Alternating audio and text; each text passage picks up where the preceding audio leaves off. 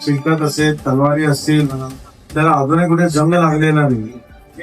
त्यावेळी तयार केलेल्या या वस्तू आजही इतक्या सुस्थितीमध्ये आहेत की फक्त त्याला एखादी धार लावले की लगेच ती शत्रूच्या विनाश करायला तयार होईल तलवार. इतक्या व्यवस्थित त्या वस्तू अजूनही आहेत. पण एवढं दुर्मिळ वस्तू आपल्या जळगावकरांसाठी इथून इथे आणलेले आहेत. हे आपलं भाग्य आहे की आपल्याला या सगळ्या वस्तू पाहायला मिळतात. मी खरं आपलं मनापासून आम्हाला व्यक्त करतो जळगावकरांच्या वतीनं की हा अमूल्य ठेवा तुम्ही आपल्यासाठी आणला, आम्हाला पाहायला आणला. शाकाहारी मुलांना खरं इथे आणायला पाहिजे होतं की त्या काळी फारच चांगलं. कारण आता तलवारी वगैरे सगळं कालबाह्य झालं आहे. आता सध्या बंदुकी येतात, बॉम्ब येतात, काय काय वेपन निघली आहे.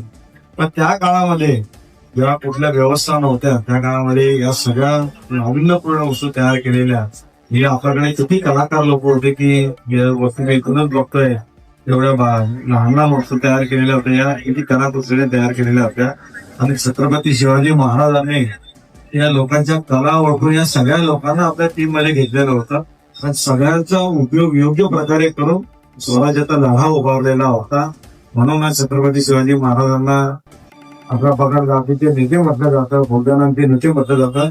की या सगळ्या लोकांचा त्यांनी प्रत्येकाची कला कशात आहे त्या सगळ्यांचा उपयोग करून स्वराज्यासाठी त्याचा उपयोग केला. आणि या स्वराज्य आपल्याला मिळवून दिलं. आपण ते टिकवलं पाहिजे अशी सगळ्यांना विनंती करतो. धन्यवाद. जय हिंद, जय महाराष्ट्र. त्यांच्या केलेली मानाचा मुद्रा देतो. आणि खरोखर आज जातो अत्यंत चांगलं गुलबी शस्त्रांचं प्रदर्शन तिथे भरवण्यात आलं आहे. खरोखर खूप चांगलं आहे. पेशवा आहे, मराठा कट्ट्यार आहे, हैदराबादी कट्ट्यार आहे, त्याचे विविध प्रकार आहेत. मुघल तलवार आहे, मराठा तलवार आहे, असे विविध प्रकारचे छत्रपती शिवाजी महाराजांनी आणि त्यांच्या संपूर्ण मावळ्यांनी, आपल्या संपूर्ण मावळ्यांनी हे स्वराज्य तयार करण्यासाठी विविध लढे त्यावेळी वापरलेले शस्त्र आणलेले आहेत. खरोखर या पूर्ण परिवाराने महाराजांच्या वंशजांनी ह्याचं खूप चांगलं जतन केलेलं आहे. आणि ही खरोखर शस्त्र आपल्याला पाहायला मिळत आहेत, आपल्याला अनुभवायला पाहायला मिळत आहेत. हे खरोखर आपल्या सगळ्यांना आनंदाची गोष्ट आहे. आणि या निमित्तानं आपल्या छत्रपती शिवाजी महाराजांचे विचार पुनश्च एकदा त्या दिवशी पुण्याच्या सगळ्यांच्या मनापासून धन्यवाद. पुण्याच्या सर्वांना छत्रपती शिवाजी महाराज